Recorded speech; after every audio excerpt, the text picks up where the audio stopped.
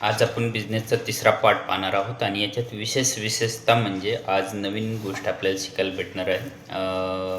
ही गोष्ट अशी असेल की कुठलंही कार्य करताना किंवा कुठलंही मोठं ध्येय साध्य करताना किंवा कुठलंही गोल मोठं पाहताना किंवा तुमची दूरदृष्टी ज्याच्यामध्ये व्हिजन मोठं आपण म्हणतो ते पाहताना आपल्याला पहिल्यात आधी आपल्याला आपल्या स्वतःकडे बघायचं आहे की आपली हेल्थ आपण कशी सध्या मेंटेन करतो. तर तुम्ही म्हणाल की हा हेल्थ विषय परत आज यांनी विषय काढला कारण आपण हेल्थच्या क्षेत्रामध्ये काम करतो आणि साहजिक आहे.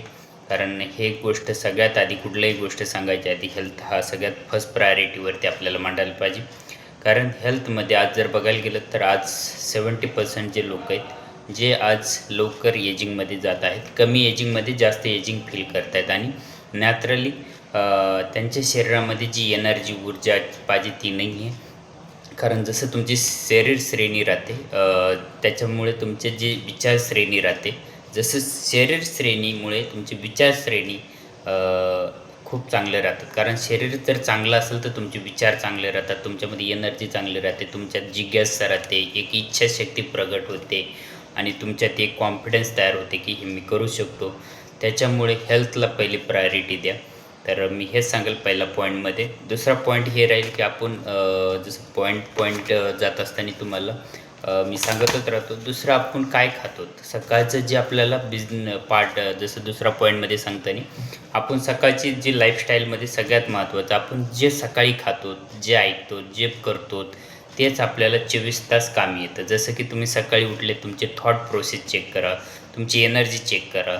तर ह्याच्यासाठी तुमची आहार श्रेणी खूप चांगली पाहिजे आणि आपल्या शरीरामध्ये काय चाललं आहे, आपण सुरुवात कशापासून करतो हे पण आपल्याला शिकायला पाहिजे पॉईंट 2मध्ये.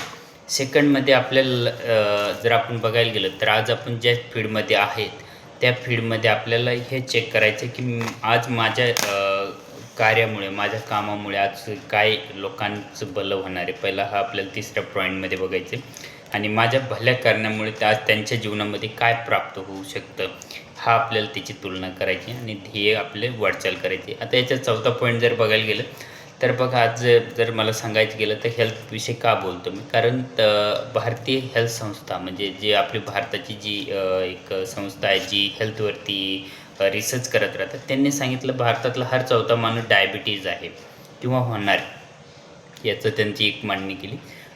15 करोडपेक्षा लोकं जास्त ओबेस आहेत आणि हे तुम्ही वारंवार ऐकत असाल. ओबेस लोकं म्हणजे ज्याच्यामध्ये आज आपण ऐकलं आपल्या सध्या ही टॅगलाईन बनली की इंडियामध्ये सगळ्यात यंग लोक आहेत, पण आता त्याच्या मागं ओबेसिटी पण खूप वाढत चालली. ही आपल्यासाठी एक चांगला मेसेज नाही आणि माझ्या भाषेत ओबेसिटी एक स्लो पॉयझन आहे. स्लो पॉयझन म्हणजे तुम्हाला त्याचा आत्ता असर होत नाही, पण तुम्ही बघता ह्या जगामधून गायब होत चालला आहात आणि त्याची ताकद वाढत चाललेली आहे.